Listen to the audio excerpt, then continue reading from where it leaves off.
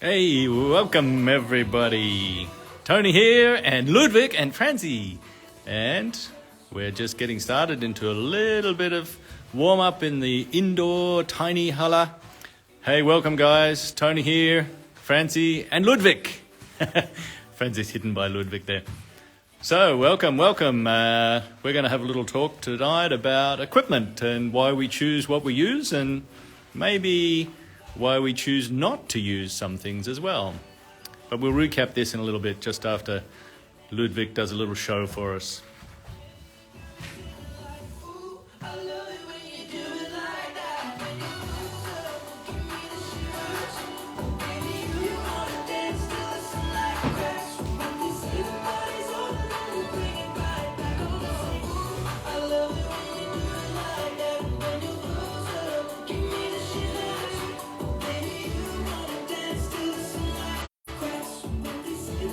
Hello in Kurdistan, Iraq. Hello. Happy New Year, Ludwig.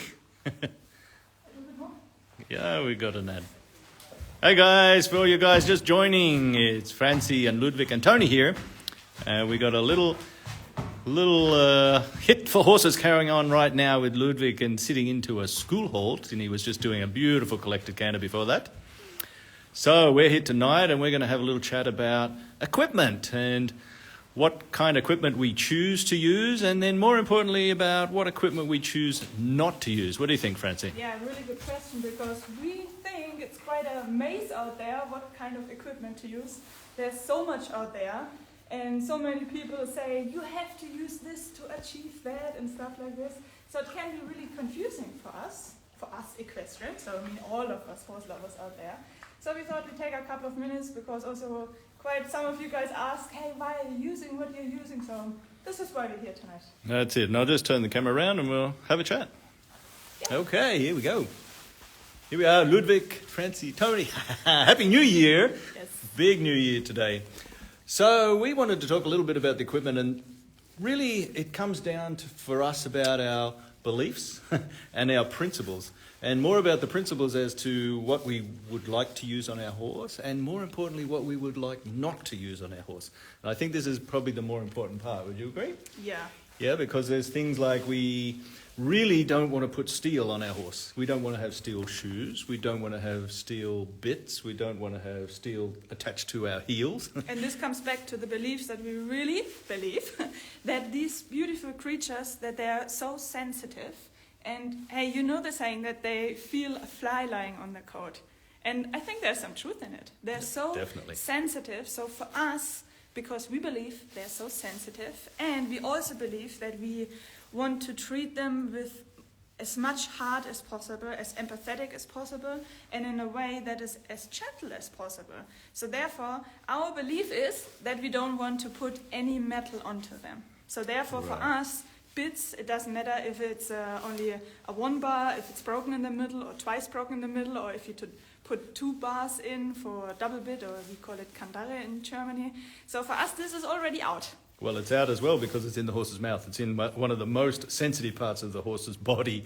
And why should we go inside of their mouth and put something in there to control them, to make pain and to control them? And I know there's a lot of people will be saying, hey, it's how you use the bit that's important.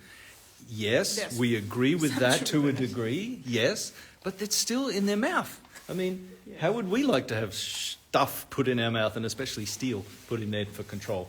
So, of course, we have to have safety with our horses. So we need some form of ability to help them guide where we need them to go and not be unsafe and not running on the road and not running through fences and not running over people. So we have to have some form of, if you like, ability to communicate to them to say, hey, come here or go there. And so what we start with is a rope halter, like this one. Now, we would love to find some rope halters that are nice, that do not have the knots in. We don't want these anymore. We want to get rid of those knots. Yeah, and of course, as we develop with our awareness and feel and belief system, we change the equipment. Because you, depending on how long you follow us already on Instagram or know us, you saw us riding our own horses with bits. Yeah, and this no is more. when we were, I still believe back then we had the beliefs that the horses are really sensitive and that they do not really deserve having metal in their mouth. But back then, I think we were not aware and not authentic enough Authentic is the point. to follow this through. We didn't have that principle. Yeah. And this is really interesting because, I mean, we trusted our trainers back then and did what they said, but it always felt bad, right? Yep. So it was like having this Absolutely. inner conflict in us Yes. while we rode with the bit, that it never really felt good. Even just putting it in and not using it, it felt just horrible to us. This doesn't mean we are saying bits are horrible. It's just, to us, it's not nice and not congruent with our beliefs, how we want to treat them, and therefore they're out. So, And- Beth, we'll just break in. Beth will let you know. We'll let you have a feel of. We'll pretend it's you, okay, with Ludwig here. Look. Put him more in the camera. There it goes.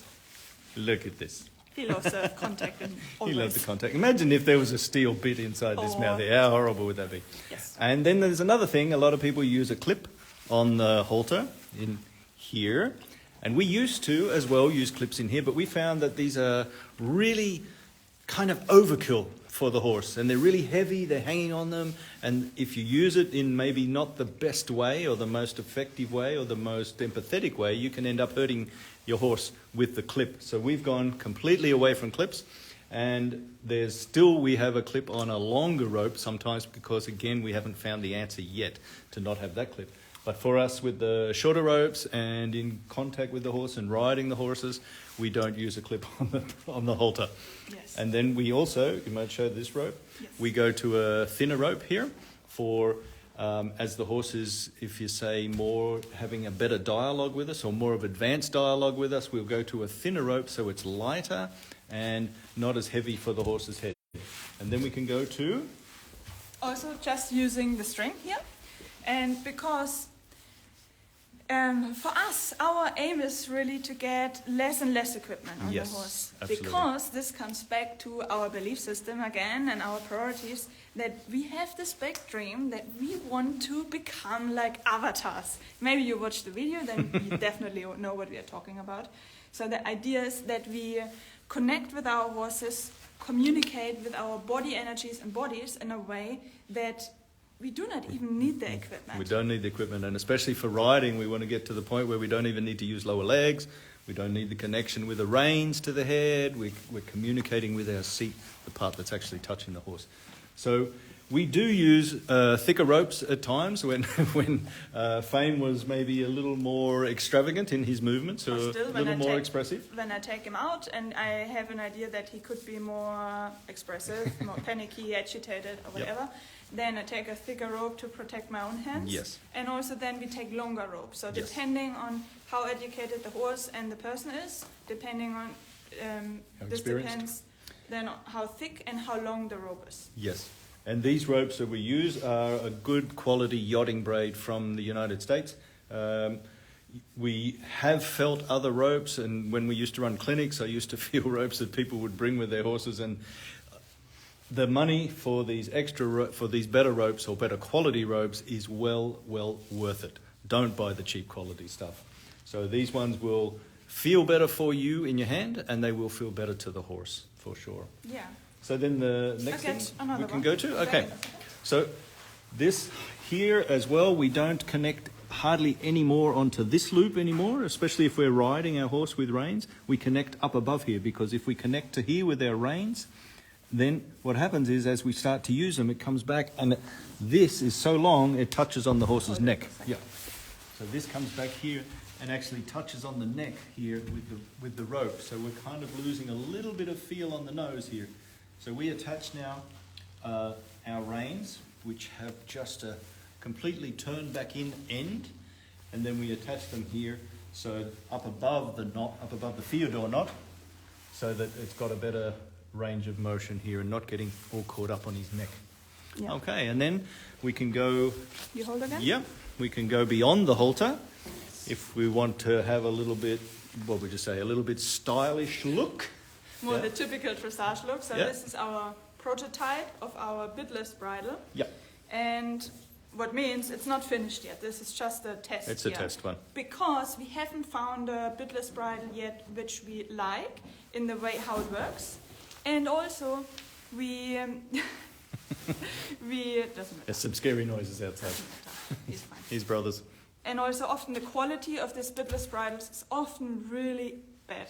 So really hard leather, and Yes. I don't want to touch it, and for sure I don't want to put it on our horses' heads. So this is a prototype where the leather already is more soft, it's more in the dressage style. I like it, Tony doesn't, but it's a cool thing. We want that everybody can choose his own style, and right now we are experimenting where to attach the reins. Yeah, so we got a couple of rings put on here, so we can put them in a different place and just see how it feels for us and the horse. Yes. And right now it's okay, but it's not good enough yet. Yeah, this is why we don't use it so much. This is probably why you don't see it so much in these videos. And I mean, it really comes back to the point that you start getting more clarity, more awareness about what your beliefs are and how you align your actions with it. Because this is already then something that you have higher likely that you're not in an inner conflict if you align your beliefs, what you really think in your head and believe in your heart, that you align this with your actions, how you are with your horse, and therefore this also includes what equipment you put on your horse. What equipment you won't put on your horse. That's This really is important. really the important part. When you get to your principles and your beliefs, it really comes down to there is equipment that you do not want to use. And be strong. Be strong on it and don't use it if you don't want to use it. If you think it's not good for your horse, it doesn't feel good for your horse, doesn't feel good for you, don't use it. Yeah. There's no rule. You don't have to. Yeah. But hey guys, the biggest point we really want to push here, that it's not about the equipment. This is the important Of course, part. you should think about that as horse-friendly as possible. But let's face it, it's also not nice to put a halter around the horse's neck. Agreed. It gets for us more and more, we dislike it more and more. Yeah.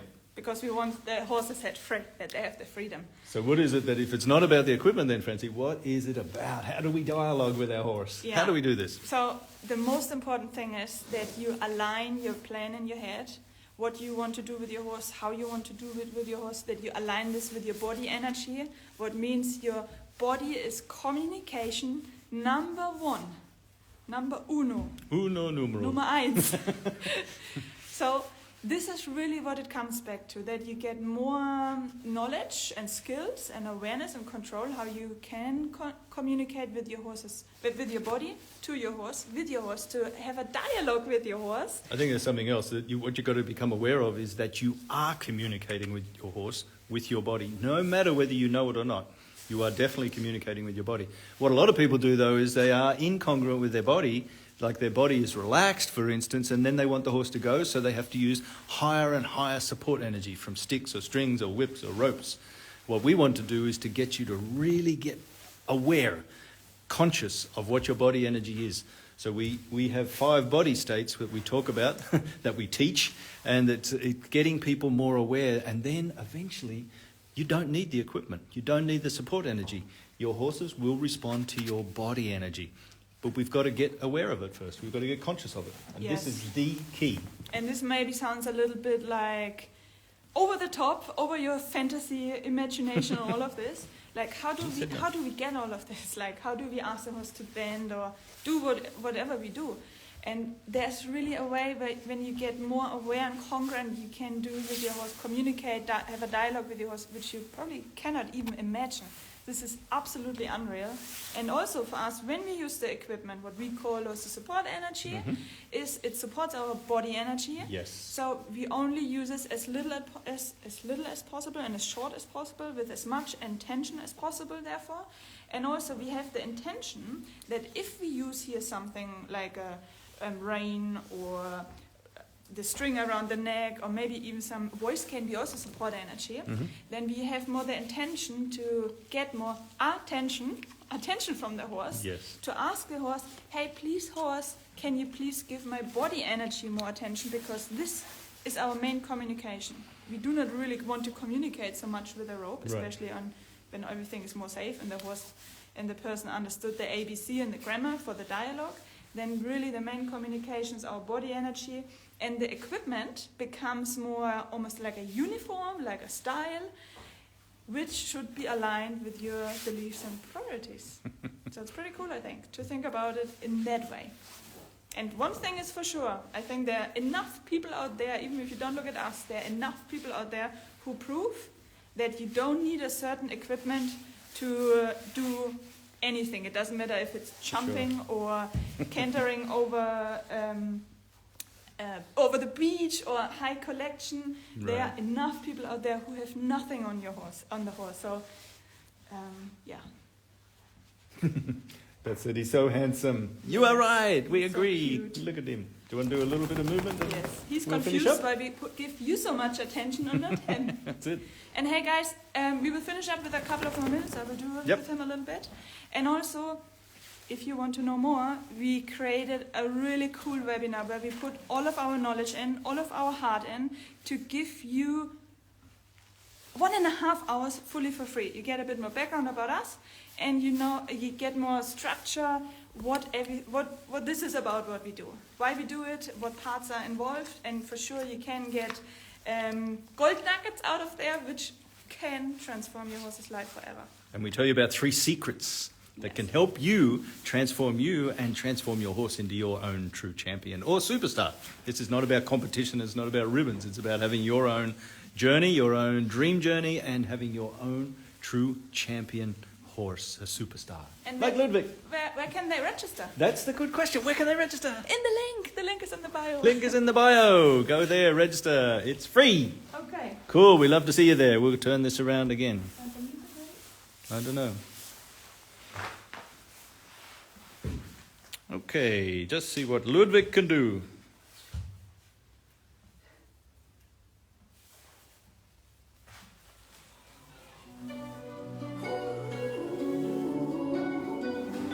So with just the string and body energy, more to the point. Body energy is the key.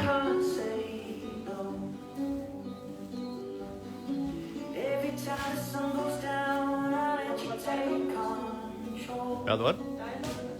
Yeah.